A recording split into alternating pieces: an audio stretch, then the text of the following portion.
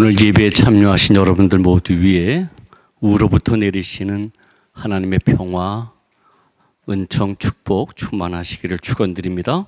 아멘. 오늘 성령 강림절 둘째 주일로 누가복음 7장 1절부터 10절 말씀을 살펴보도록 하겠습니다.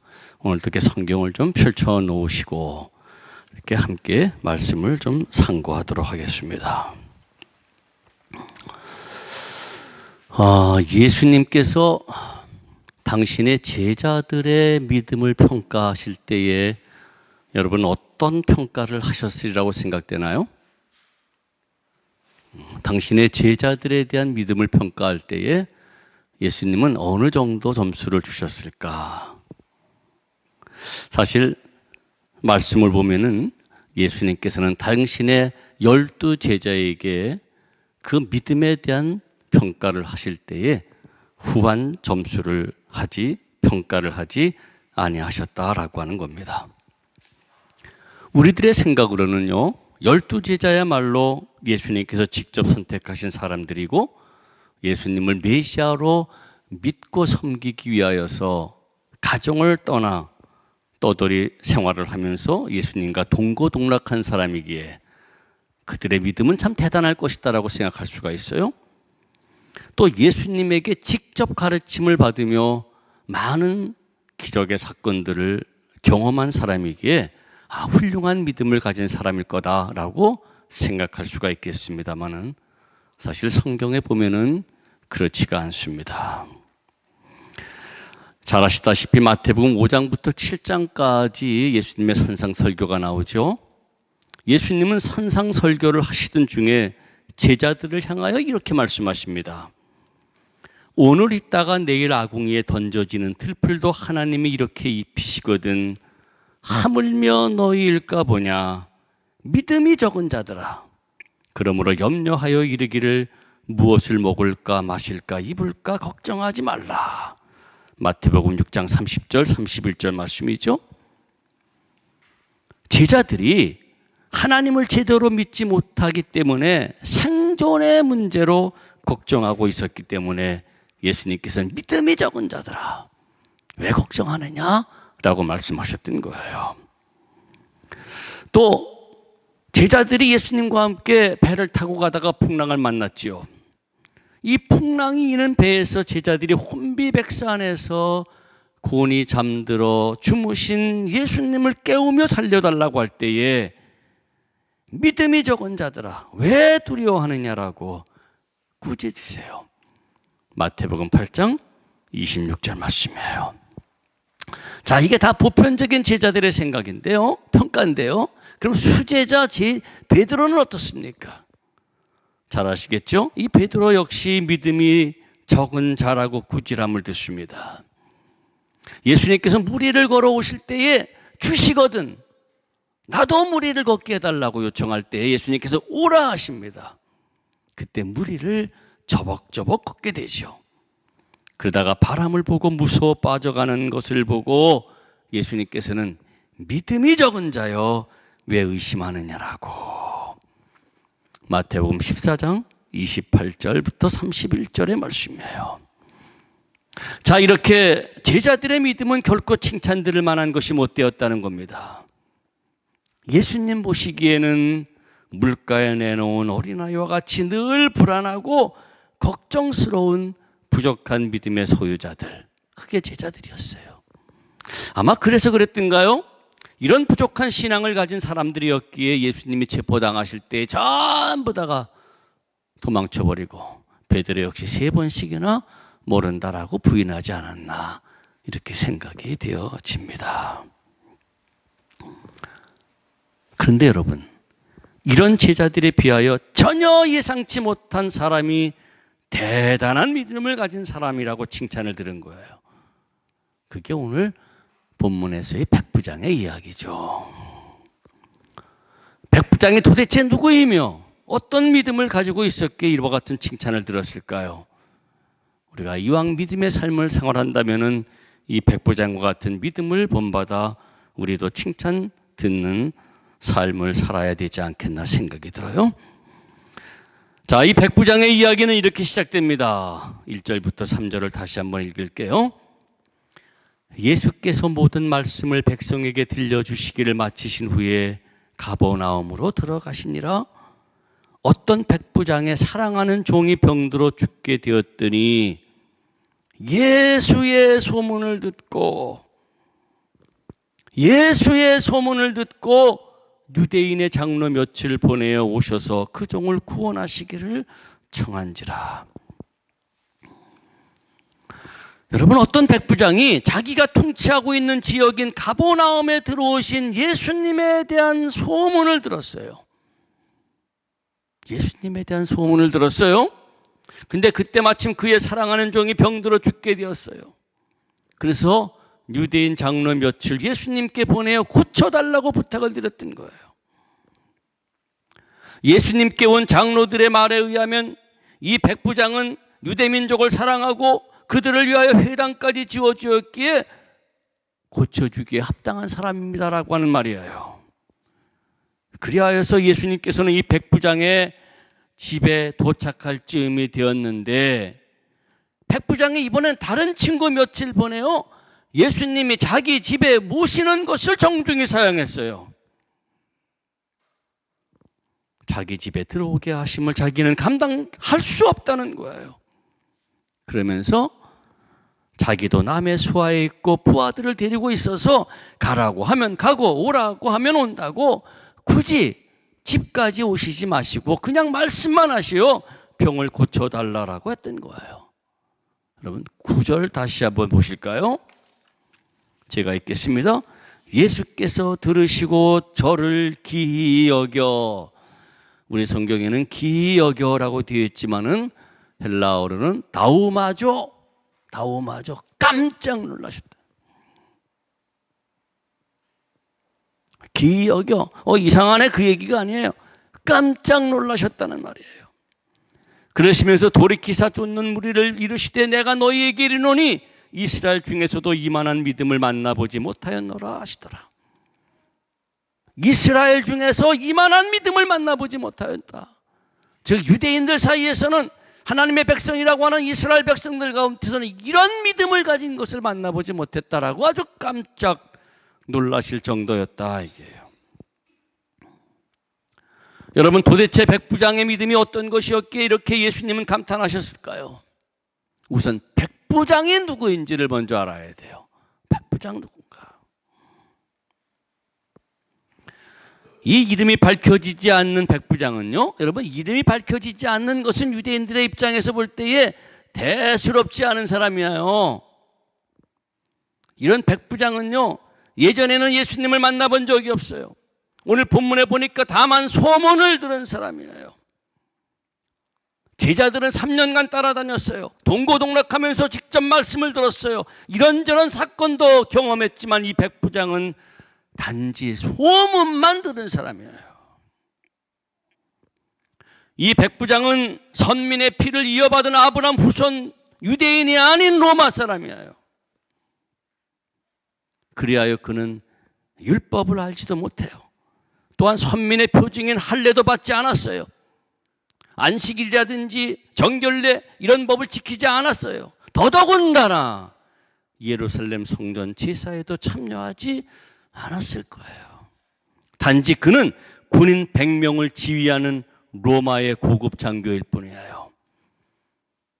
로마 군대의 명예와 권위의 상징인 독수리 깃발을 책임진 엘리트 군인, 오늘날로 얘기를 하면 사관학교 출신 정도의 군인. 로마 황제는요, 자기를 대신하여서 그가 정복하고 있는 온 땅의 이 백부장들을 주둔시켜서 그 지역을 통치하게 했어요. 그러므로 백부장은 그 지역, 곧 가버나움에서는 로마 황제와 같은 최고의 권세를 지닌 지역 사령관이에요. 그리고 유대 장로들의 말에 의하면 그는 식민 통치를 하고 있는 유대 백성들을 사랑하고 그들을 위하여서 회당을 지어줬대요. 그러나 여러분, 이런 행위 사실 대단히 칭찬들을 만한 것이 아니었어요. 여러분 기억하시나요? 예수님이 태어났을 때에 어린 예수님을 죽이려고 했던 그 포악하기로 유명한 헤롯 대왕, 유대인들을 위하여 무엇을 해줬습니까? 예루살렘 성전까지 재건해 줬어요. 이 얘기는 무슨 말씀인가 하니, 헤롯이 자신이 에돔 출신이하여 그렇기 때문에 통치 지역 백성인 유대인들이 폭동이나 소요를 일으키지 않도록 하기 위한 유화 정책으로 이 성전을 재건해 준 거예요. 그러므로 로마 사람인 이 백부장이 유대인들을 사랑하고 회당까지 지어줬다라고 하는 것은 헤롯 대왕과 같은 일종의 정치적인 제스처라고 할 수가 있어요. 대단한 것 아니에요?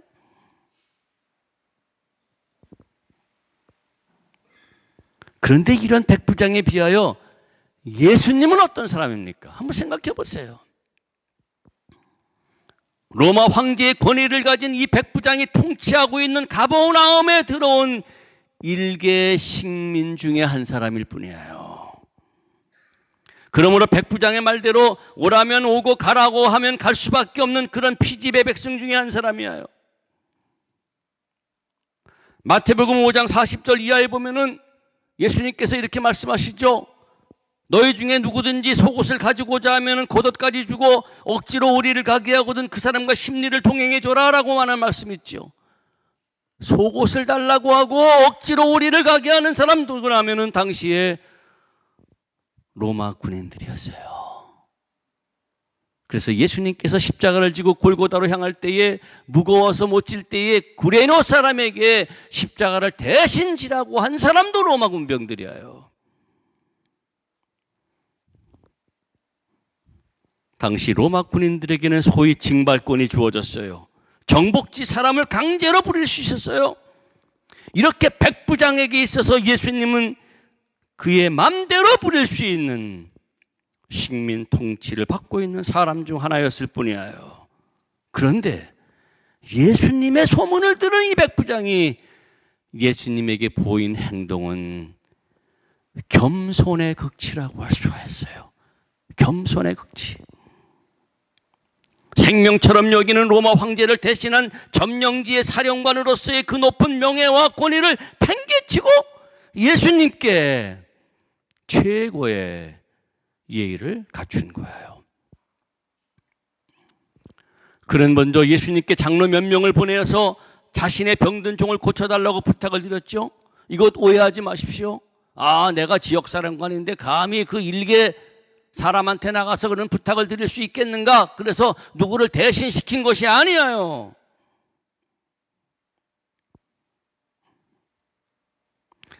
내 같은 사람이 어찌 예수님을 만날 수 있겠느냐라고. 감히 그런 부탁을 드릴 수 없다라고 할 정도예요.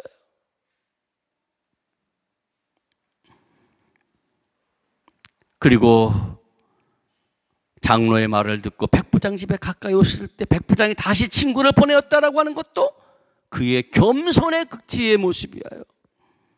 예수님께서 자기를 대신하여 부탁을 드린 장로의 말을 듣고 자기 집에 오시는 것, 나는 도대체 감당할 수 없는 일이라고 생각했던 거예요. 어떻게 나 같은 사람이 예수님을 만날 수 있겠냐고, 말도 되지 않는 일이라고. 그래서 얼른 친구들을 보내어서 여보시오, 큰일 났어. 그분이 우리 집에 오신다니 이거 감히 내가 감당할 수가 없어. 얼른 나가서 그분께 말씀만 하셔도 종의 병이 나을 것이니 오시는 수고 마시고 어디서든지 한 말씀만 해달라고 이렇게 부탁을 드렸다는 거예요. 여러분, 도대체 백부장이 예수님께 대하여 어떤 소문을 들었기에 이렇게 겸손의 극치를 드러냈을까요? 무슨 소문을 들었을까요? 사실 본문은 그 구체적인 내용을 밝히질 않아요. 그래서 오히려 우리는 예수님께 보인 그의 태도를 통하여 짐작해야만 해요. 여러분, 최대한 예의를 갖춰서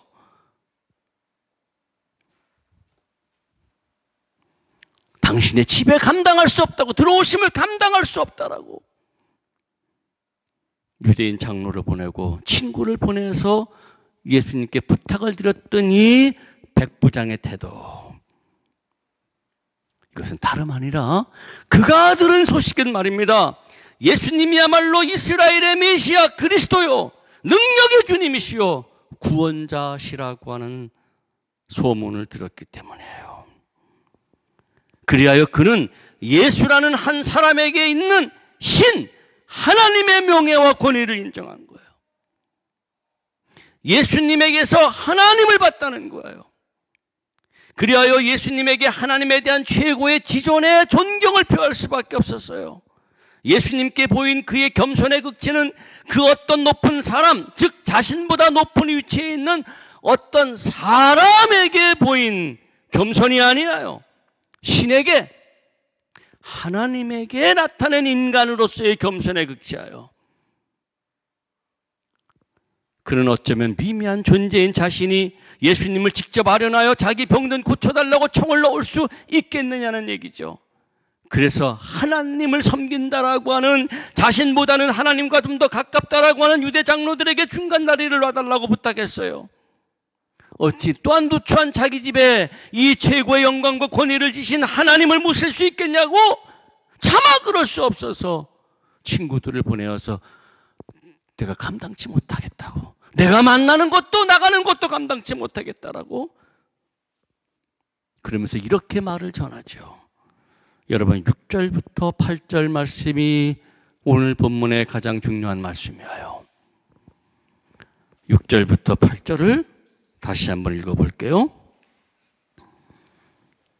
예수께서 함께 가실새 이에 그 집이 멀지 아니하여 백부장이 벗들을 보내어 가로되, 여러분, 그 다음 말씀부터는 사실 백부장의 신앙 고백이에요. 뭐라고 신앙 고백하는가 볼까요? 주여, kyrie, 주여 수고하지 마옵소서. 내 집에 들어오심을 나는 감당치 못하겠나이다. 그러므로 내가 주께 나아가기도 감당치 못할 줄 알았나이다. 말씀하나사 내 하인을 낫게 하소서. 저도 남의 수하에 든 사람이요, 제 아래에도 군병이 있으니 이도로 가라 하면 가고 저도로 오라 하면 오고 제 동도로 이런 것을 하라 하면 하나이다. 참으로 놀라운 신앙 고백을 해요. 백부장에 있어서 예수님은 주여, 주님이에요. kyri에요. kyrie. 모든 존경과 영광을 돌릴 주님인 거예요. 자신의 생명을 좌지할 수 있는 분, 그리하여 생명을 바쳐 모시고 공경해야 될 유일하신 분, 곧 하나님이시라고 하는 고백이에요. kyrie. 여러분, 지금까지 백부장의 kyrie, 주님은 로마의 황제였어요. 황제가 자신의 생명을 좌지하는 분으로 여겼고 그렇게 섬겼어요. 그러나 이제 예수님의 소문을 들은 이상 그의 kyrie, 주님은 황제가 아니에요. 예수님이에요.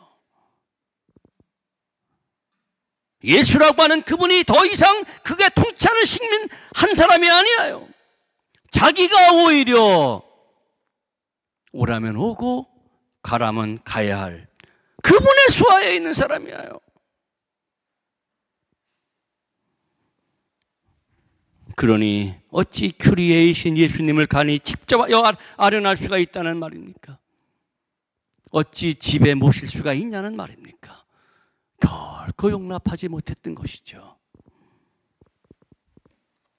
또한 kyriei신 주님이신 예수님의 말씀이야말로 위대한 능력과 권세가 있으니 어찌 굳이 병든 종까지 오실 필요가 있느냐는 얘기예요. 어디서든지 한 말씀만 하시면은 죽게 된 종이 치유되고 강건케 될 것을 믿었던 거예요.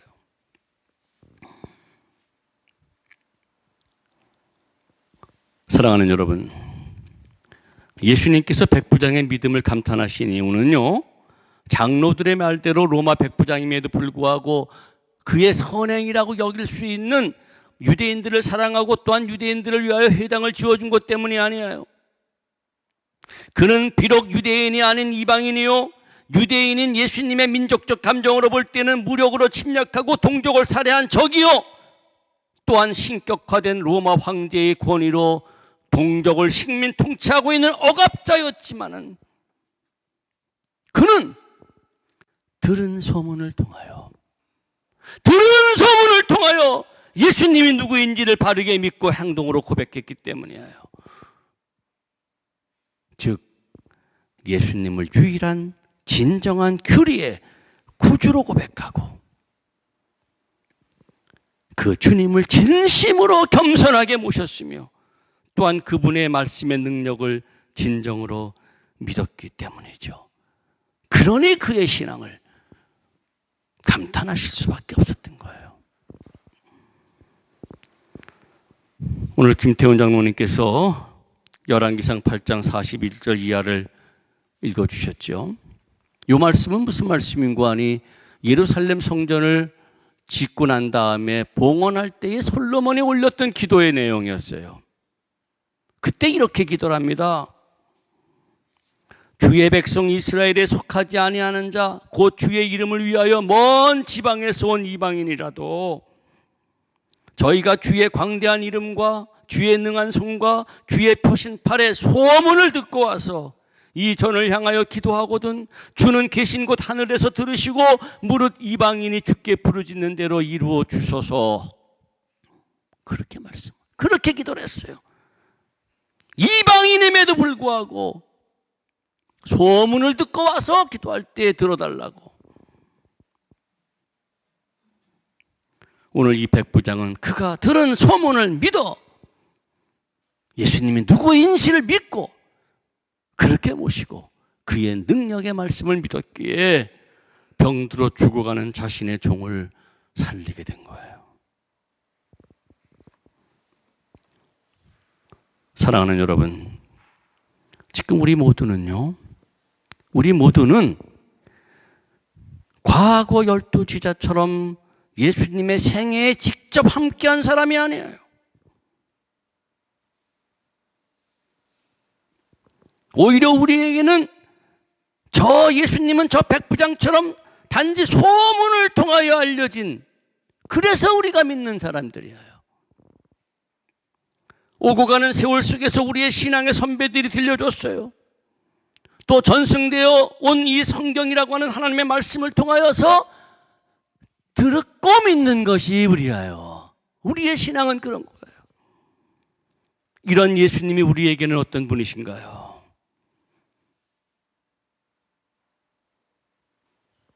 진정 누구로 고백하고 있나요? 어떤 자세로 대하고 있나요? 그리고 과연 예수님의 말씀의 능력을 정말로 믿고 있나요? 여러분, 기독교 신앙의 핵심은 우리와 동일하게 육신을 입고 이 땅에 사셨던 예수라고 하는 그 청년이, 그분이 하나님이라고 하는 고백이에요. 하나님이라고 하는 고백이에요. 기독교인 우리는 이 사실을 믿는 사람이에요. 그래서 역사, 히스토리라고 하는 것을 잘 아시다시피 BC와 AD로 나누죠. Before Christ, Anno Domini. 그분이, 그 하나님이 인간의 몸을 입고 이 땅에 오신 그년을, 그 해를 원년으로 삼아서 기원전, 기원으로 나누죠. 이것은요, 어찌하다 보니 우연히 인류 역사 속에 만들어진 것이 아니에요. 하나님께서 인류에게 당신이, 예수님이 당신 자신임을 증거하시기 위한 하나님의 역사적 산물이에요. 어쩌다 만들어진 것 아니에요. 예수라고 하는 그분이 하나님이시라고 하는 사실, 이거를 나타내기 위하여서 역사를 BC와 AD로 나누고 있다는 얘기죠. 우리 예수님은 모든 사람보다 뛰어난 인류가 낳은 4대 성인 중에 한 사람이 아니에요. 하나님 자신이에요. 하나님이에요. 우리는 예수님을 참 사람이요 참 하나님으로 믿습니다. 이 믿음이 없으면 기독인일 수가 없어요. 이런 믿음이 있을 때 비로소 예수님이 우리의 구주시라고 하는 고백이 있고 우리는 구원의 백성이 되는 거예요. 그러므로 예수님께 대한 우리의 고백은 입술로만 주여 주여 하는 것이 아니에요. 그럴 수 없어요. 진정 예수님을 나의 주님으로 고백한다면 어찌 구원의 은혜에 감사하면서 예배드리는 이 주일 예배조차 빠질 수가 있겠어요?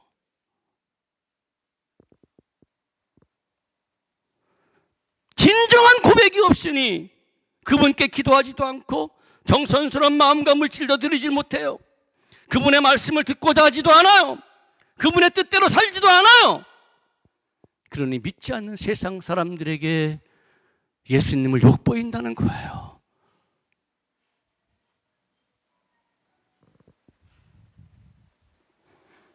그분의 능력의 말씀에 절대적으로 순종하면 그 말씀대로 성취되는 축복을 받지만 순종하지도 않으니 그 은혜를 경험하지도 못해요. 입술로만 주여 주여해요. 우습게 여겨요. 4대 성인 정도로도 여기지 않는다는 말이에요. 사랑하는 여러분, 예수님은 유일하신 하나님이며 구세주예요. 백부장은 그것을 들었어요. 그리고 그 들은 소문대로 예수님 앞에 하나님께 대한 존경과 예의를 다 갖춰서 간구하고 그의 말씀의 능력을 믿어 자기의 사랑하는 종의 병을 낫게 한 거예요. 우리 백부장처럼 하나님이신 예수님을 마음과 뜻과 정성으로 다하여 섬긴 겸손한 마음으로 섬기고 공경해야죠. 그게 기본이에요. 그게 기본이에요. 또한 예수님의 말씀은 신적 권위를 가진 능력의 말씀이기에 그분의 어떠한 말씀에도 절대적으로 복종해야죠. 이거는 받아들이고 저것은 거부하고 아니에요. 하나님의 말씀이에요. 바라기는 우리 모두 이러한 믿음을 가져서 예수님께 칭찬 들은 백부장처럼 언제나 우리의 소원이 주님께 응답되는 은혜를 누리게 되기를 주님의 이름으로 축원드립니다. 아멘. 모든 지각에 뛰어난 하나님의 평강이 그리스도 예수 안에서 여러분의 마음과 생각을 지키시리라. 아멘. 봉헌영과 함께 부르겠습니다.